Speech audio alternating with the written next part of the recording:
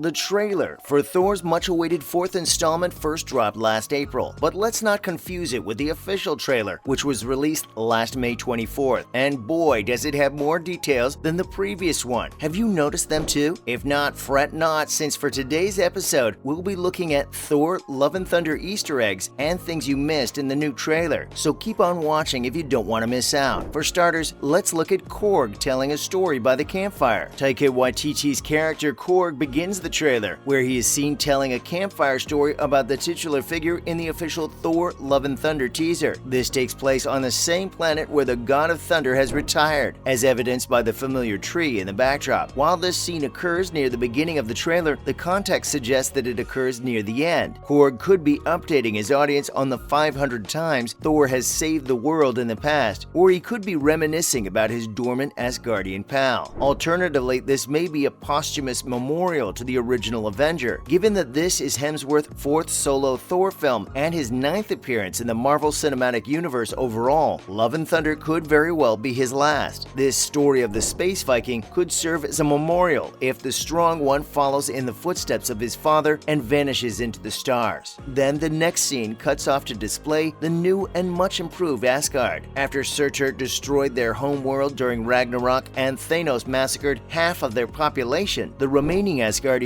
sought sanctuary in Norway, claiming a patch of land as their own. New Asgard was first introduced in the first act of Avengers Endgame, with the Asgardians trading in their golden robes for neon rain jackets, rebranding the formerly regal civilization as a fishing colony. Not only did the blip bring back half of its inhabitants, but it also gave the country a makeover. New Asgard has been transformed into a tourist destination with cruise ships anchored and a golf facility. Even though the majority of the journey takes place off-world, New Asgard's new aesthetic will play a big role in the fourth sequel. However, the country is not immune to high-octane action. And then suddenly, fighting ensues. We've seen Asgardians as the type of people who have a taste for the lavish life and parties, as well as fighting, with many men and women proud to indulge in a show of strength and combat. And based on the trailer, it looks like the fighter in them still hasn't had their fill of combat. The reveal of mighty Thor in this teaser is rushed to the opening of the movie, as Natalie Portman's heroine fights alongside her former lover. Thor, played by Chris Hemsworth, is also perplexed, exclaiming, "Jane?" says the Mjolnir wielder when he arrives. This combat looks to be taking place within New Asgard itself, based on background "Stay Clear" and "The Blah" writing on buildings. Gorr's black berserkers are battling the strong team, signaling that the God Butcher will make his presence felt on Earth before moving on to other terrestrial creatures. Aside from that, this sequence establishes Jane's presence on-world at the start of Love and Thunder. Given that Thor begins with the Guardians of the Galaxy in space, Foster's mighty Thor may already have some crime-fighting experience by the time her old boyfriend reappears. And we have to admit, this battle also features an unusual trailer deception. And behold, Thor's helmet makes a comeback. If you've seen the comics, you'll notice how Thor is portraying wearing a winged helmet, but the MCU adaptation opted to ditch this headpiece. For the upcoming movie, it looks like winged helmets are back in style once again. In most of her battle-ready appearances, mighty Thor wears her helmet, but in one scene, Thor himself joins her. Unlike the one he wore briefly in 2011's Thor and the Sakaar war armor he wore in 2017's Thor Ragnarok, the God of Thunder dons a new winged helmet that covers his face. If you think this one shot of Thor's winged helmet is out of place, you're right. Thor is wearing his sleeveless, fur-coated shoulder pad suit when he first reaches for Mjolnir. Thor's response shot features the winged helmet as well as the red and gold sleeved costume when the hammer returns to Jane's hand. This might be the consequence of Thor updating his armor in the middle of a fight, as he has been known to do, or a suit change made particularly for the movie, like Captain America's Nomad outfit in the Avengers Endgame official trailer. Aside from the winged helmet's comeback, the former lovers finally reunite. Shocked upon seeing Jane wielding Mjolnir, Thor approaches Jane, to which the latter asks, "How long has it been?" Thor quickly answered, without skipping a beat, 8 years, 7 months, and 6 days. Thor loses little time in stating clearly that he is still thinking about Jane. Even though Natalie Portman hasn't appeared in a new Marvel film since 2013's Thor the Dark World, Jane Foster has been mentioned in Avengers Age of Ultron, Thor Ragnarok, and Avengers Endgame. It's unclear what happened to Jane in the interim. Did she pursue her studies in science? After the events of Captain America: The Winter Soldier, how did her relationship with S.H.I.E.L.D. change? change? Was she harmed by Thanos' snap? The answer to that last question was hinted at in a single line of conversation. Jane inquires as to if it has been 3 years since she last saw Thor, to which the Stormbreaker-wielding hero responds that it has been 8 years and change. Jane being off by 5 years, the same amount of time that transpired between the snap and the blip, suggests she may have been reduced to atoms following Avengers Infinity War, although it has been at least a canonical decade since the Dark World.